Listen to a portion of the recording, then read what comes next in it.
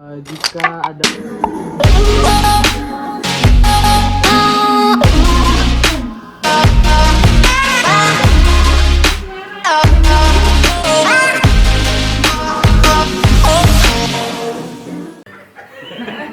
jalan-jalan ke Padang Aro, singgah dahulu ke Muaro Labu. Sambutlah salam dari Ambo. Assalamualaikum warahmatullahi wabarakatuh. Alhamdulillah, alhamdulillah, assalatu wassalamu ala asrafil anbiya'i wal mursalin wa ala alihi wa sahbihi rasulillah ajma'in. Pertama dan utama sekali, marilah kita ucapkan puji dan syukur kehadirat Allah Subhanahu wa taala yang telah memberikan rahmat dan karunia-Nya kepada kita sehingga kita dapat hadir di sini. Salawat dan salam adalah kita hadiahkan kepada junjungan kita Nabi besar Muhammad sallallahu alaihi wasallam. Allahumma sholli ala Muhammad wa ala ali Muhammad. Yang kita hormati Bapak Kepala SMP Negeri 25 Padang, yang kita hormati Bapak Ibu Wakil Kepala SMP Negeri 25 Padang, dan yang kami banggakan, kami sayangi Bapak Ibu semua guru SMP Negeri 25 Padang. Terima kasih kami ucapkan kepada Bapak Ibu semua atas partisipasinya dalam sosialisasi saya pada penerapan budaya positif sesuai dengan filosofis Ki Hajar Dewantara oleh Retna Vina Putri SPD, guru di SMP Negeri 25 Padang, salah seorang calon guru penggerak angkatan 4. Di sini kita mulai. Yuk kita perhatikan video berikut bersama-sama. Yuk.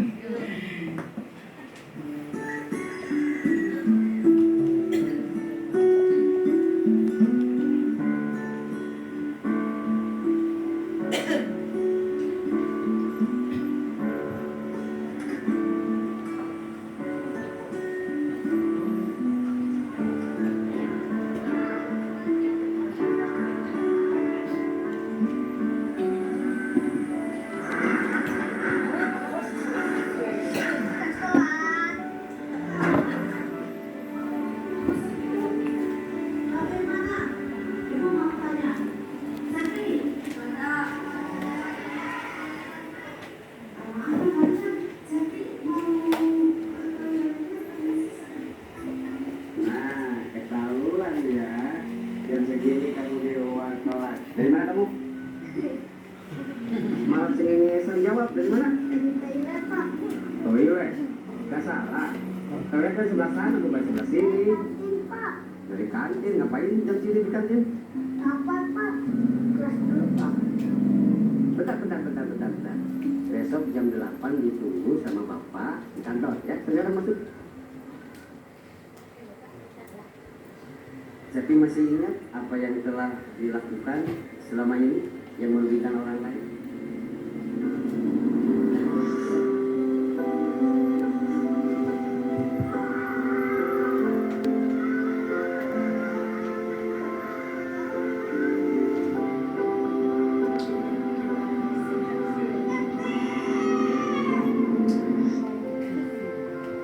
Janji tidak akan mengulanginya.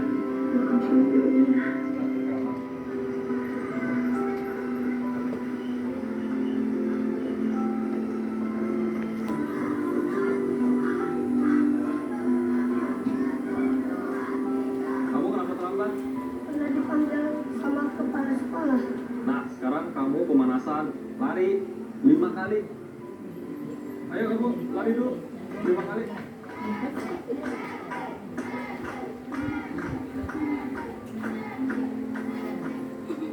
Nah, kalian harus jadi juara. Siapa yang mau jadi juara? Andy. Andi. Cepi. Bapak itu percaya kalau dalam diri kamu itu ada jiwa pemenang. Benar kamu semua.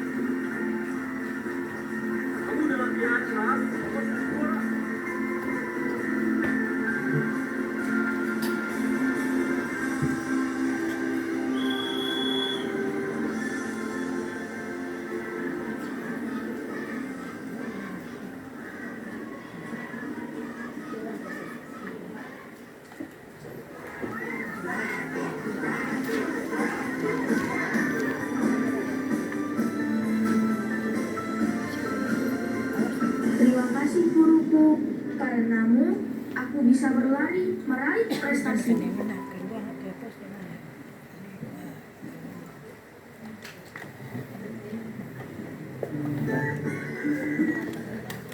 Bapak Ibu, bagaimana pendapat Bapak Ibu mengenai video tersebut? Bagus. Bagaimana Pak Umar? Bagus. Bagus sekali Pak Umar, bagaimana menurut Pak Umar? Kalau diterapkan di sekolah kita bagus. Ya, bagusnya. Ketika anak ditanya dari mana, dari toilet padahal dari kantin, ya, itu benar. Iya Pak. Iya. Selain itu Pak, Kenapa kok suka sekali menonton? Oke Pak. Ibu yang lain bisa memberikan apa? Ya Bu Lola, silakan Bu Lola. Karena tersirat siswa yang nakal, siswa yang usil belum tentu mempunyai masa depan yang suram. Iya Bu. Nanti suatu waktu dengan kemampuannya pasti dia bisa mencapai sesuatu. Iya. Karena setiap siswa kita memiliki kekuatan yang berbeda-beda. Mungkin di suatu sisi dia kurang, tapi di sisi lain dia kuat. Nah, maka pekerjaan kita adalah menguatkannya. Ada lagi Ibu? Ya silakan Ibu Nani. Kalau dari video itu kita lihat bahwa setiap siswa itu memiliki keunikan tersendiri. Iya Bu. Jadi guru memang harus bisa menggali potensi yang ada di dalam diri siswa. Iya Ibu. Terima kasih Bapak Ibu semua. Kita lanjutkan. Di sini yang dilakukan melalui video tadi telah sesuai dengan filosofi Ki Hajar Dewantara. Yang pertama, menuntun.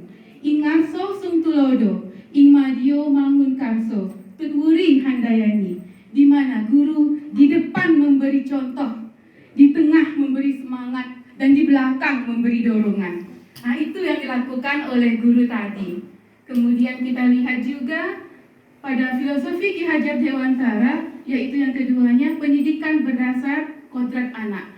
Kodrat anak itu ada dua, Bapak dan Ibu semua, yaitu merdeka dan bermain. Anak dilahirkan dengan potensi masing-masing. Setiap mereka memiliki kekuatan. Dan tugas kita adalah bagaimana menguatkan kekuatan dari mereka. Kemudian yang kedua, bermain. Kita rancanglah suatu permainan yang dapat mengatur strategi agar dia semakin lebih kuat. Nah, begitu Bapak dan Ibu. Kemudian yang ketiga, filosofi Ki Hajar Dewantara, yaitu pendidikan yang berpihak pada anak. Yang keempat, bukan tabula rasa. Di sini Ki Hajar Dewantara menyatakan bahwa setiap anak itu bukanlah kertas kosong, tapi setiap anak itu adalah dianggapkan sebagai kertas yang telah berisi penuh. Dan pekerjaan kita adalah menebalkan kebaikannya dan memburamkan keburukannya. Kemudian filosofis Ki Hajar Dewantara yang kelima adalah budi pekerti. Bersatunya perpaduan harmonis antara budi dan pekerti. Budi terdiri dari cipta, rasa, dan karsa, di mana itu merupakan pikiran, perasaan, kemauan. Pekerti terdiri dari tenaga dan raga. Ketika telah bersatu padu antara budi dan pekerti, maka muncullah masyarakat yang bijaksana. Itu merupakan filosofis Ki Hajar Dewantara yang kelima. Yang keenam, guru sebagai tukang kebun kehidupan. Guru menyiapkan lingkungan belajar, mendidik sesuai dengan kodrat anak, menuntun terbentuknya kolaborasi, kritis, reflektif, komunikasi, kreatif, dan inovatif. Itu yang kita lakukan seharusnya, dan saya yakin Bapak Ibu telah melakukannya. Sekarang yuk kita bangun dan lestarikan budaya positif di sekolah kita. Kita lihat video berikut.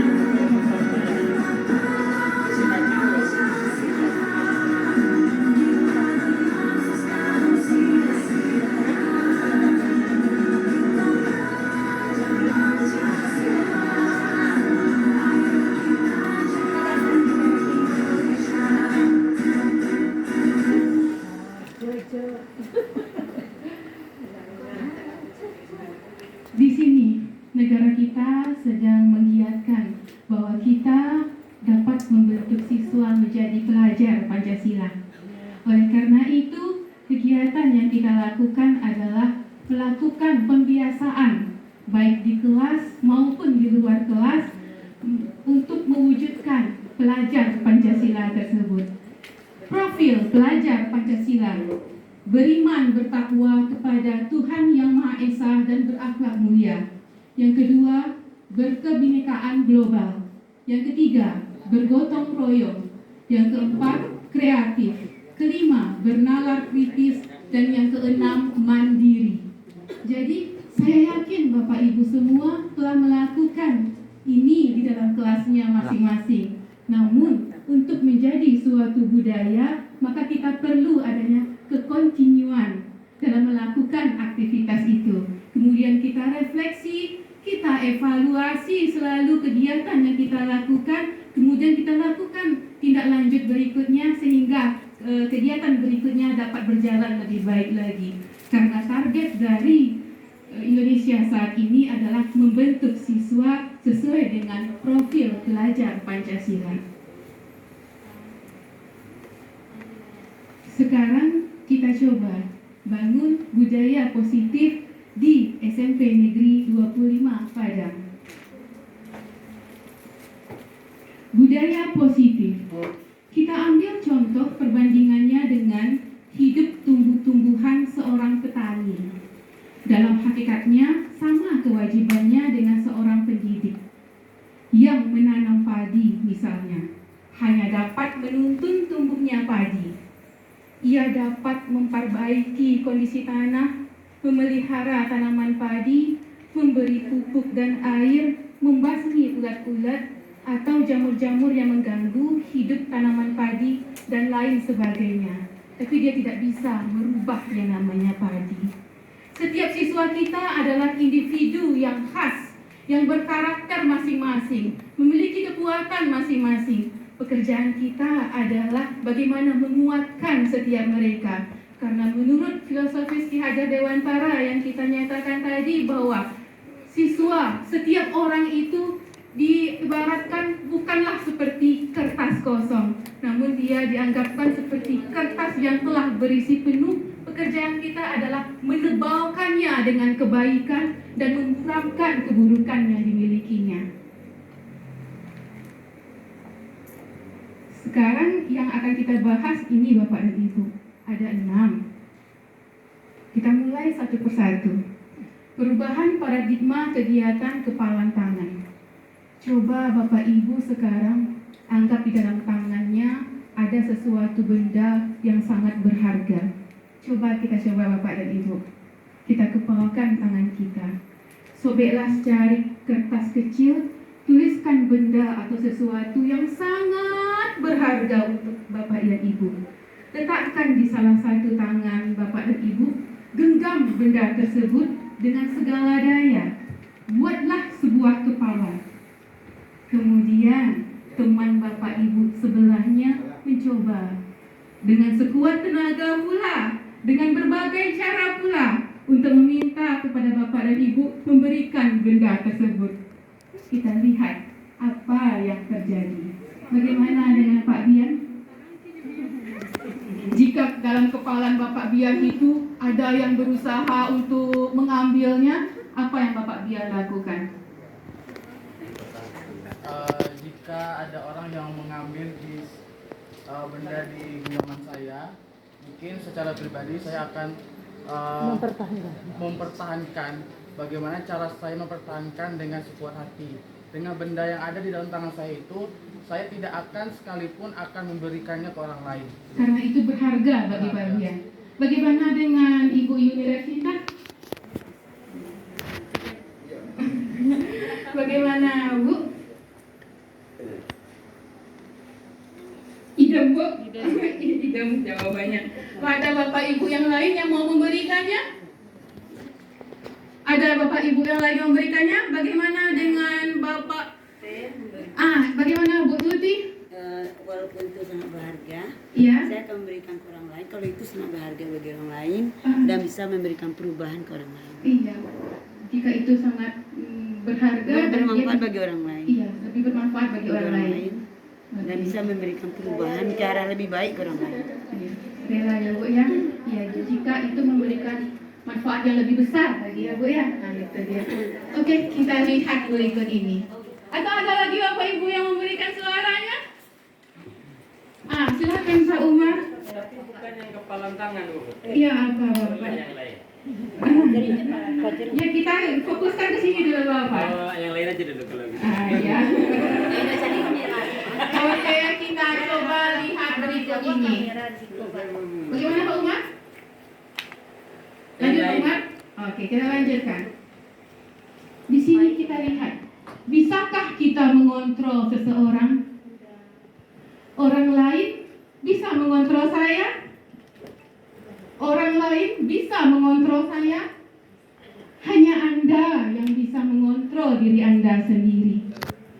Apakah saya bisa mengontrol orang lain? Anda tidak bisa mengontrol orang lain. Kita mencoba mengubah orang agar berpandangan sama dengan kita. Kita berusaha memahami pandangan orang lain tentang dunia. Kita biasanya menganggap perilaku buruk dilihat sebagai suatu kesalahan. Padahal semua perilaku itu memiliki tujuan. Maka terkadang kita juga melakukan pemaksaan. Kita lakukan pemaksaan ketika bujukan gagal. Padahal alangkah baiknya dengan melakukan kolaborasi dan konsensus dapat menciptakan pilihan-pilihan baru. Kadang kita berpikir kita ada pemilihan antara menang dan kalah. Padahal alangkah baiknya kita melakukan pola pikir menang-menang. Jadi ketika suatu permasalahan, kita lakukanlah kolaborasi dan konsensus untuk menciptakan pilihan-pilihan baru. Karena kita tidak bisa mengontrol orang lain, dan orang lain pun tidak bisa mengontrol kita. Oleh karena itu kita berpikirlah untuk menang dan menang. Jangan kita memaksakan diri kepada orang lain. Ya Bapak Ibu ya? Oke. Setuju. Apakah makna disiplin? Berasal dari bahasa Latin disiplina, yang artinya belajar.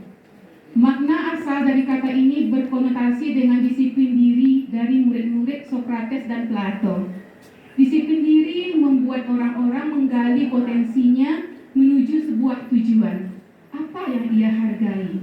Namun dalam budaya kita, makna kata disiplin telah berubah menjadi sesuatu yang dilakukan seseorang pada orang lain untuk mendapat kepatuhan. Kecenderungan umum adalah menghubungkan kata disiplin dengan ketidaknyamanan, bukan dengan apa yang kita hargai atau pencapaian suatu tujuan. Padahal seharusnya disiplin itu adalah mengembangkan potensi diri kita untuk mencapai tujuan yang dihargai dan yang diharapkan. Teori motivasi perilaku manusia. Ada 3 teori motivasi perilaku manusia. Yang pertama, untuk menghindari ketidaknyamanan atau hukuman. Yang kedua, untuk mendapatkan imbalan dari orang lain atau institusi. Yang ketiga, untuk menghargai diri sendiri menjadi insan sesuai harapan kita. Alangkah baiknya kita memiliki motivasi internal. Tujuan disiplin positif yaitu untuk menghargai diri sendiri menjadi insan sesuai harapan kita. Alangkah baiknya juga kita dapat membantu siswa untuk menjadi yang kita harapkan ini. Merdeka menurut Ki Hajar Dewantara.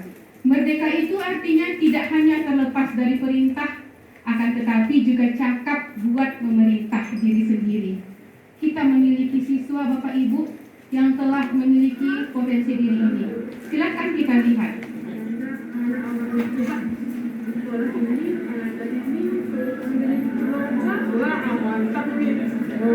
Sorry dapat juara. Lutfi kemarin ini kan untuk lomba IPA, matematika, dapat juara itu. Tapi mama ingin tahu keseharian Lutfi seperti apa nak?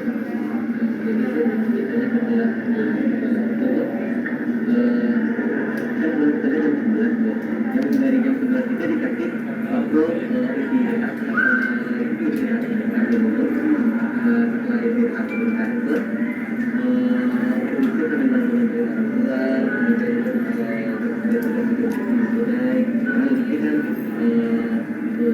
biasanya belajar di Kedai karena rumah mau di Kedai. Oh gitu ya. Jadi setelah istirahat sholat di situ, sholat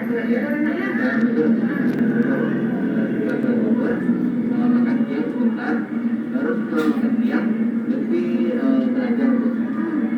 Jadi belajar itu untuk pertama-tama belajar untuk pelajaran besok, pelajaran sekolah besok. Jadi setelah sholat zuhur belajar pelajaran besok. Iya, terus sholat zuhur makan baru pelajaran kita 1,5 jam, baru Lutfi berhenti sebentar untuk istirahat, ambil makan panggilan atau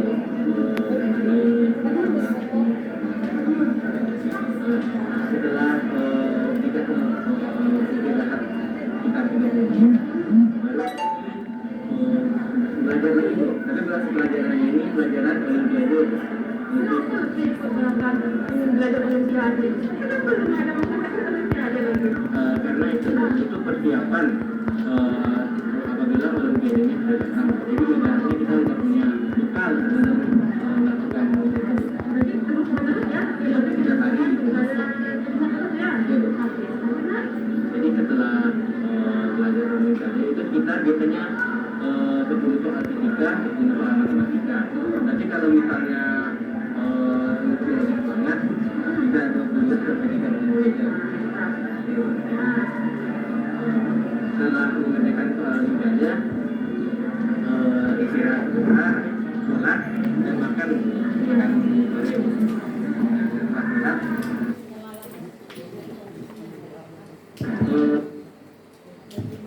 lanjut untuk istirahat sebelum sholat maghrib, karena jaraknya sekitar setelah sholat maghrib untuk tilawah Al-Quran sebentar, membantu adik membaca Al-Quran, baru lanjut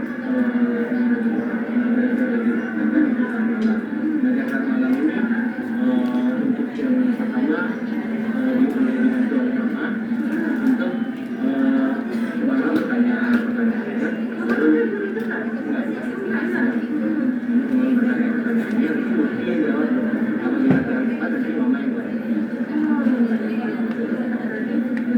dengan keluarga juga lah, sebenarnya selain anak-anak itu banyak kali balik sekolah belajar malam. Itu mau apa ya? Itu agar kita menjadi orang sukses, karena kita menceritakan tentang cerita motivasi. Biasanya orang-orang di keluarga katakan aja yang sukses, ada yang jadi dokter, lulusan terbaik nomor 5 di Indonesia. Jadi mendapat motivasi dari bapak biar selalu siap belajar, selalu bermain. Anggotanya itu kalau ada yang lagi yang mau lagi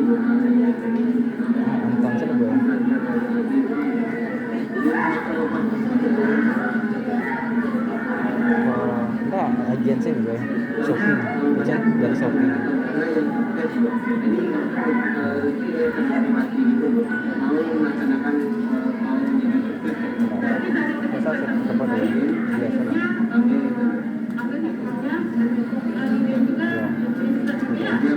ini coba menerapkan kalau misalnya mengerjakan soal dipasang timer gitu sekitar 1,5 jam biar kita waktu ini cuma segini jadi nggak ada misalnya satu lalu kata lain ini benar-benar fokus betul karena ini kita nanti jadi itu aku pun juga lebih mantap di SN 2025 ini setiap bulan bukan nomor 1 nak bagaimana kita harus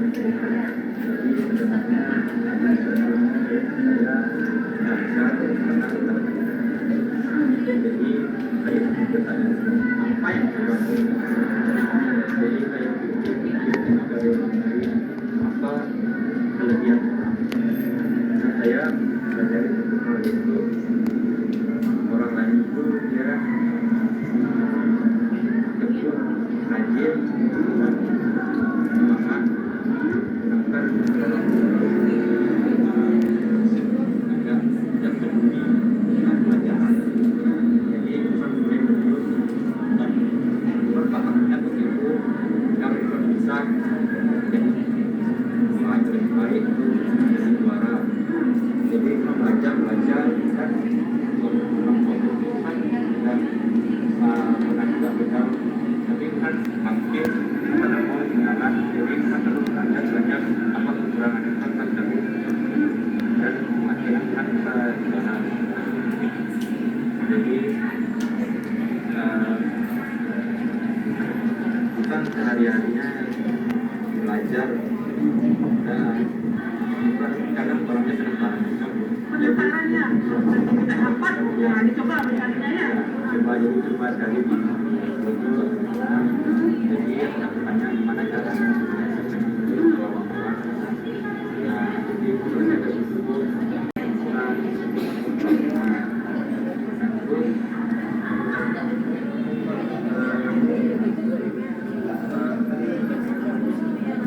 jadi kalau ada lomba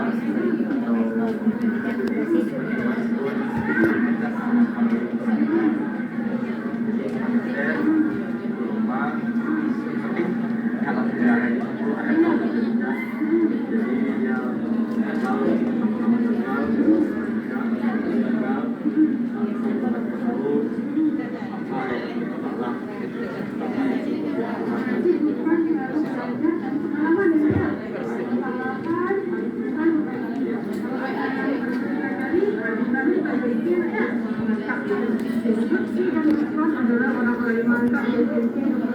Terima kasih Mas. Sebelumnya juga ada di rumah yang apa ya berapa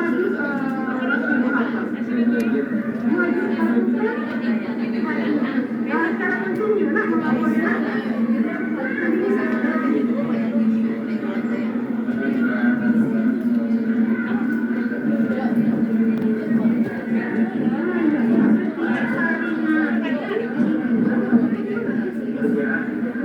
kerjaan Jadi kirim ke kita sekalian.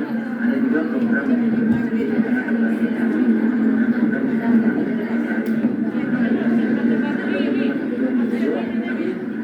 pembicaraan setiap hari. Jadi memang niatnya nanti ya nak ya untuk belajar jadi belajar isyarat kan jadi kan sebagai aku kandungan Indonesia itu ya nak ya jadi besar nanti kalau anak kita belajar di sekolah kita belajarnya pendidikan agama dan ajaran kebijakan seperti itu ya dan juga nanti ketika besar jadi apa? Jadi rencananya mau jadi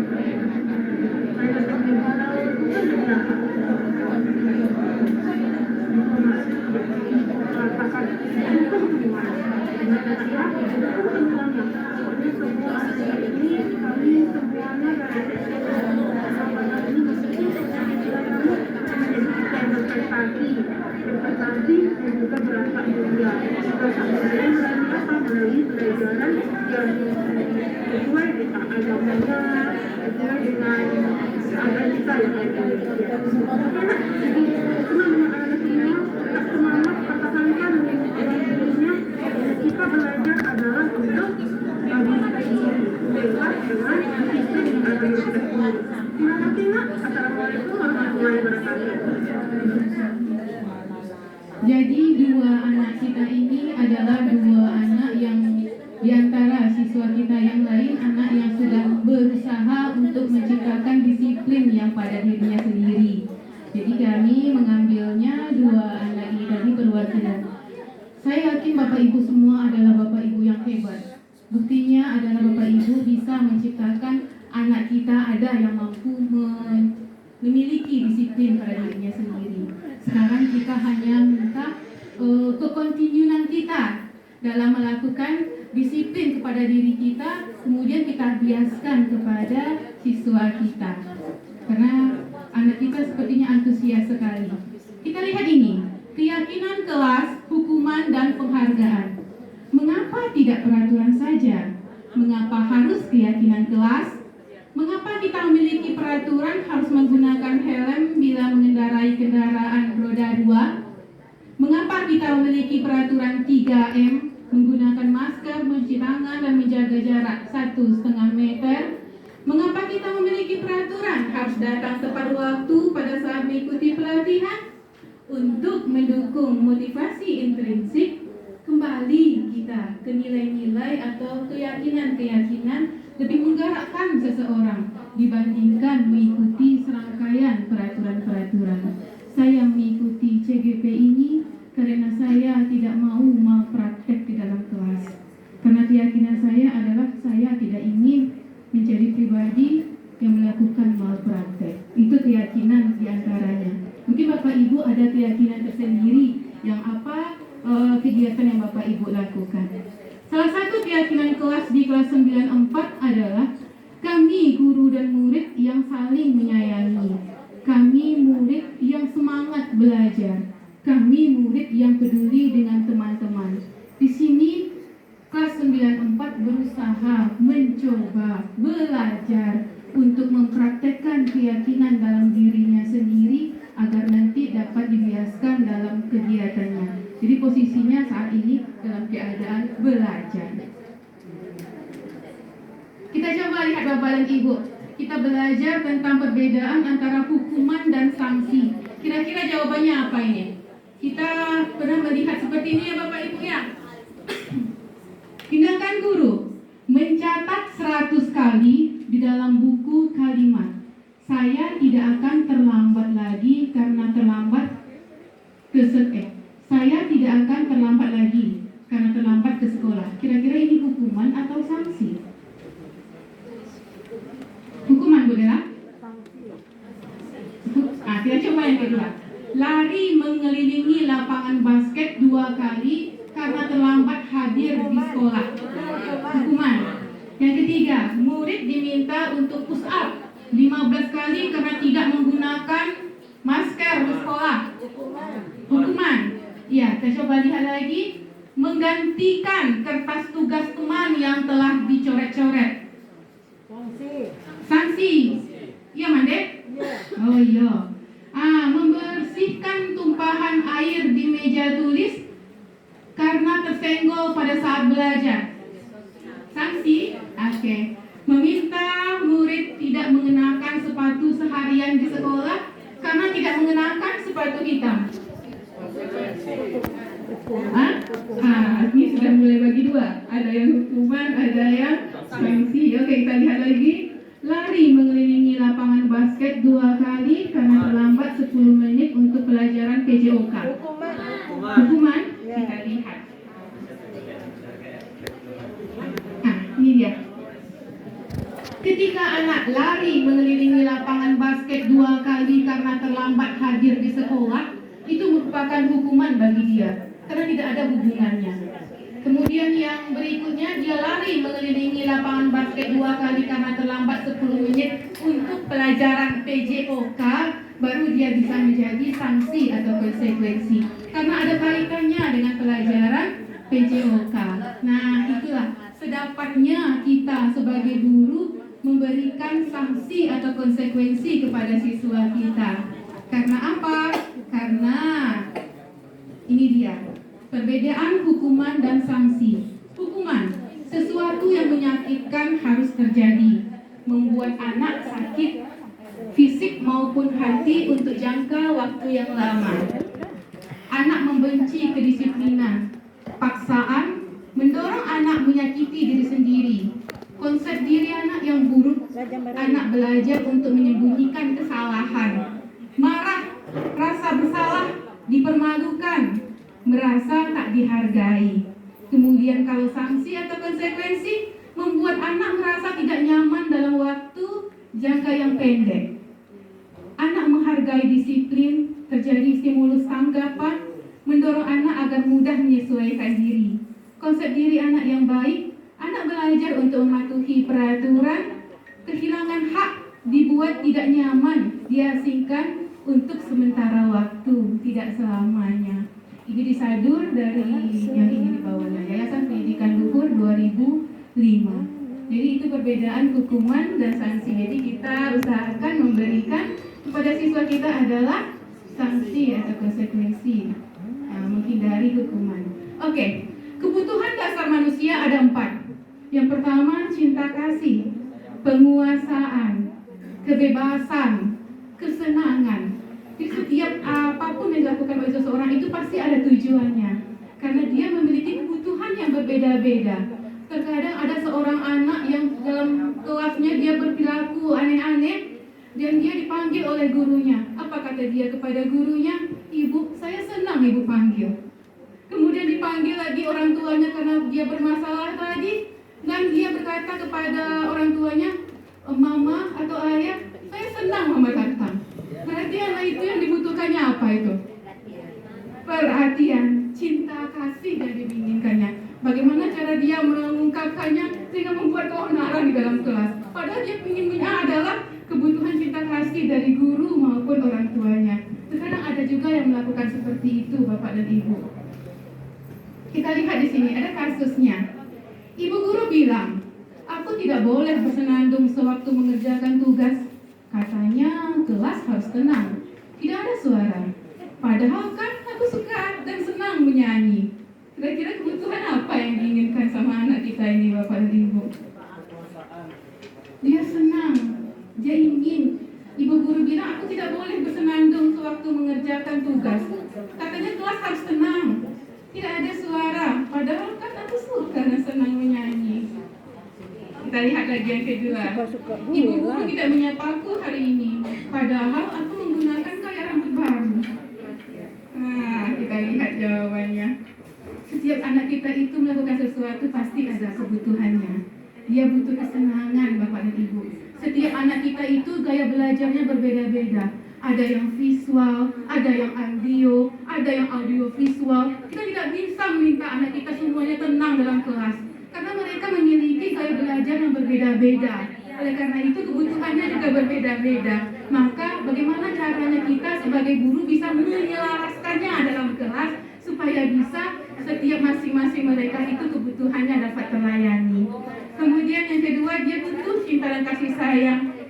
untuk diterima. Dia ingin disapa oleh gurunya. Nah, gitu. Kita lihat lagi kasus berikutnya. Aku bosan. Masa belajarnya cuma gitu-gitu aja? Dengerin ibu guru aja. Nah, dia bikin apa ini Bapak dan Ibu?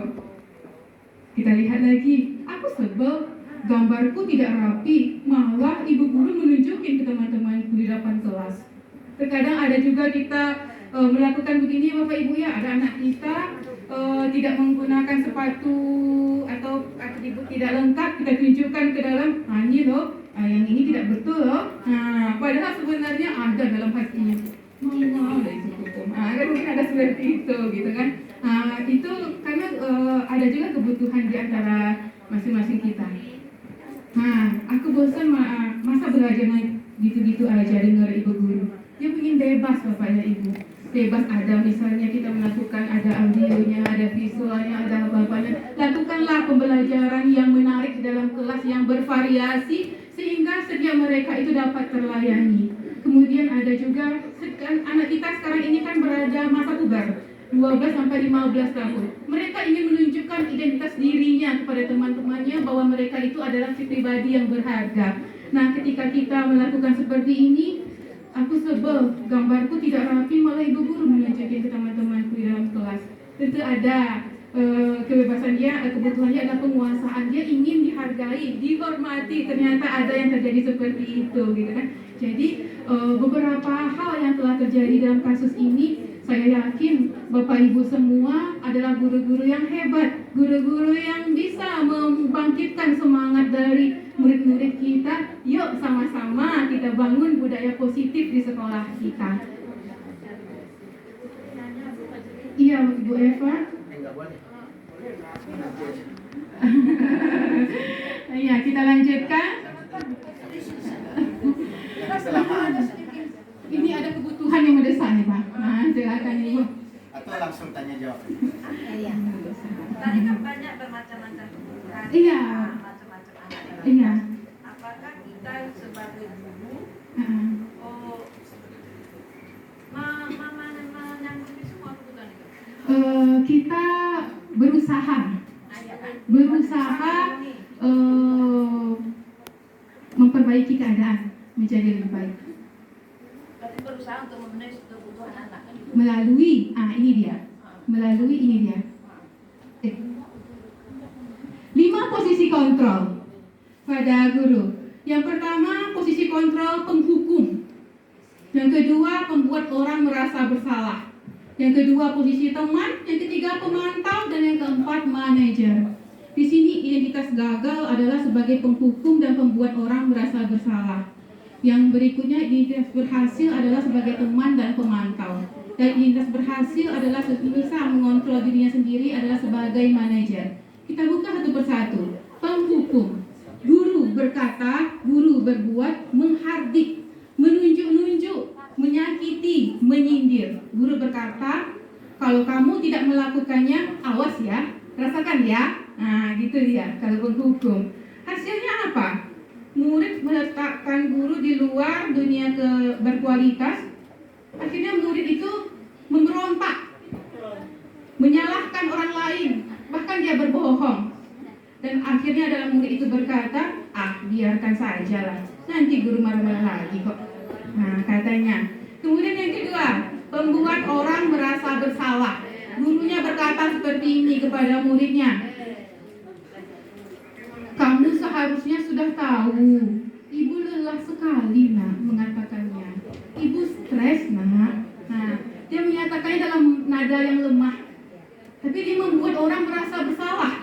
Nah, akhirnya apa yang terjadi? Siswa menyembunyikan, menyangkal, berbohong, dan dia berkata, maafkan saya Bu, dengan merasa rendah diri. Kemudian posisi yang ketiga, sebagai teman, gurunya membuat alasan-alasan untuk muridnya. Ayolah, lakukan demi ibu. Masa kamu tidak mau? Ingat tidak, ibu pernah bantu kamu ini dulu. Nah, bisa seperti itu. Akhirnya terjadi ketergantungan antara guru dan siswa. Saya pikir Bapak Ibu teman saya, ternyata begitu. Jadi siswa menjadi lemah tidak mandiri, dia bergantung. Kalau tadinya gurunya itu ada, dia melakukan. Kalau tidak, dia tidak. Kemudian sebagai pengemantau, guru berkata, apa peraturannya? Hasilnya adalah muridnya menyesuaikan diri jika diawasi. Kalau tidak diawasi bagaimana? Kembali. Nah, kemudian kaitannya murid berkata, berapa banyak ya saya harus dapat bintang? Kemudian berapa halaman ya yang harus saya tulis? Karena ada juga guru yang berikan bintang ya kepada muridnya sebagai apresiasi. Kemudian dampak pada murid adalah menitik beratkan pada sanksi atau hadiah untuk dirinya. Yang ini yang kalau sedapat mungkin kita berada dalam posisi ini. Guru berkata, apa yang kita yakini nak? Apa yang bisa kau kerjakan untuk memperbaiki masalah ini? Akhirnya apa? Terjadi penguatan pribadi. Murid meletakkan dirinya sebagai individu yang positif dalam dunia berkualitas. Dia berusaha mencoba bagaimana cara memperbaiki kesalahan, keadaan. Misalnya kalau hanya dia melakukan kesalahan, dia berusaha berpikir bagaimana caranya untuk menyelesaikan kesalahan, menyelesaikan permasalahan dari kesalahan yang dia buat. Nah, jadi kita berusaha membuat siswa itu tidaklah mengikuti apa yang kita inginkan, tapi kita ajak kepada siswa kita itu, bagaimana nak kalau kamu melakukan ini, kira-kira baik tidak nak? Kalau tidak baik, bagaimana alangkah baiknya nak? Baiknya seperti apa nak? Solusinya seperti apa nak? Supaya keadaannya lebih baik seperti ini mak. Itu maksud dari jawaban ibu tadi. Jadi guru bisa berada pada posisi manajer. Kalau seandainya ada siswa masing-masing kita yang berbeda, kita panggil, kita coba dekati dari hatinya. Ya seperti itu Bapak dan Ibu. Kemudian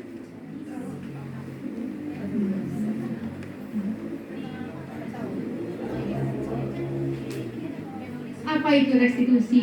Restitusi adalah proses menciptakan kondisi bagi murid untuk memperbaiki kesalahan mereka sehingga mereka bisa kembali pada kelompok mereka dengan karakter yang lebih kuat. 9 ciri-ciri restitusi adalah mereka belajar dari kesalahan, memperbaiki hubungan, bukan paksaan, menuntun untuk melihat ke dalam diri, mencari kebutuhan dasar yang mendasari tindakan.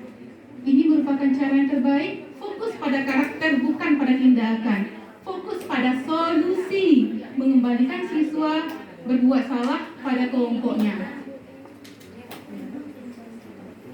Segitiga restitusi itu adalah saya yakin Bapak Ibu telah mempraktekannya. Pertama, menstabilkan identitas. Yang kedua, validasi tindakan yang salah, kemudian menyatakan keyakinan mereka bahwa mereka itu melanggar, kemudian bagaimana solusi yang terbaiknya. Saya yakin Bapak Ibu telah mencoba untuk melakukannya dengan berbagai cara yang saat ini kita kenal dengan nama segitiga restitusi. Ini contoh restitusi yang saya lakukan ke dalam kelas 88. Siswanya ini ketika siswa tidak mengumpulkan tugas tepat waktu.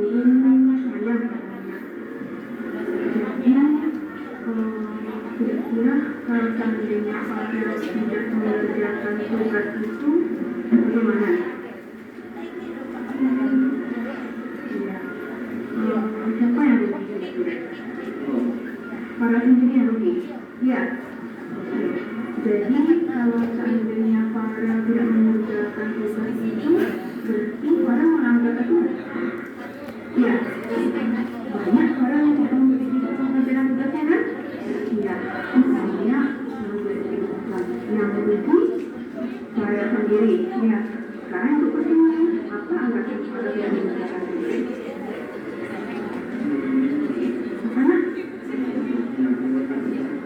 Malas berat. Kenapa malas? Karena terlalu banyak. Kalau mengerjakan tugas itu banyak karena apa? Karena tidak mengumpulkan. Yang dulu tugas pertama itu kan? Habis itu berikutnya dia dikerjakan lalu dia semua juga menunjuk pas waktu menunjuk itu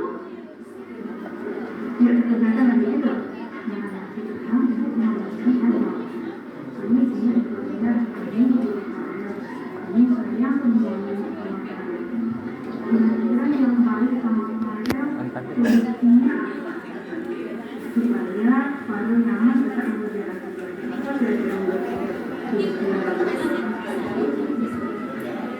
coba pada pikirkan apakah perlu kasih tambahan waktu untuk saya supaya pada menjalankan kasih tambahan waktu ya berapa lama itu waktu tambahkan waktu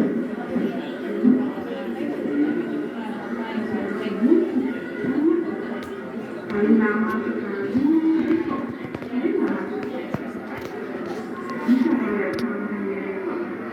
jadi kemarin menunjukkan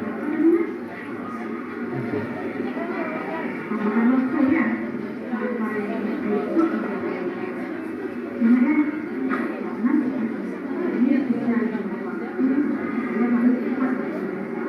ini siswa kelas 88 namanya Faril Adha. Dia waktu semester kemarin saya mengambilnya waktu bulan Desember kemarin. Dia tidak mengerjakan tugas, tidak dikerjakannya sama sekali.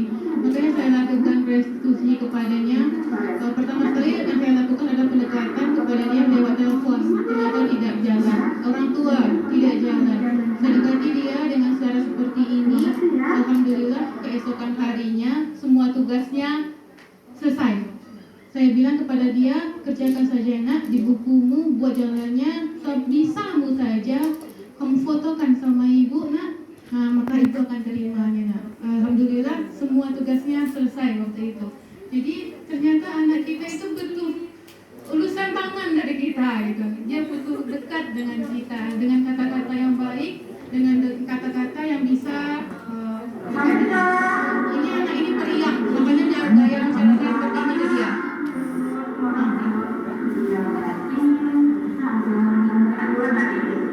Apa itu kita kalau kita itu tidak Jadi kita berusaha mendekati siswa sesuai dengan karakternya. Ada karakter siswa yang periang, kita dekati dengan periang. Ada siswa yang pendiam, kita dekati dengan pendiam juga gitu. Pokoknya ada kata lagunya, kita dekati dia di hatinya, maka dia akan jadi milikmu untuk selamanya. Jadi kita dekati anak kita supaya sampai dia ke hatinya, baru dia bersama dengan kita.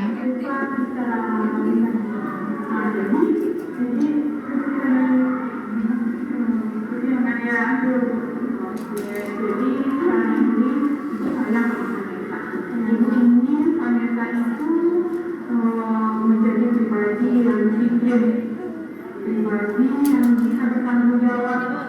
Nah, ini kan Vanessa datang ke sekolah sekarang terbuka. Jadi harapannya itu saja Pak. Nggak boleh datang ke sekolah. Jadi sekarang ya, ini kita sekolahnya dari jadikan wanita menggunakan sekolah sebagai waktu. Jangan hanya kita mengandalkan dalam kerjaya, itu solusi dari Kita minta siswa kita mencari solusi atas masalah yang luar biasa. Kita tuntun ya, dan kita lakukan tindak lanjut berikutnya. Kita awasi dia. Oke, Bapak dan Ibu, jalan-jalan ke Bukit Tinggi membeli kain suji. Kemudian demikian penyajian saya kali ini. Terima kasih. Mohon maaf jika ada sesuatu yang terkendala di hati.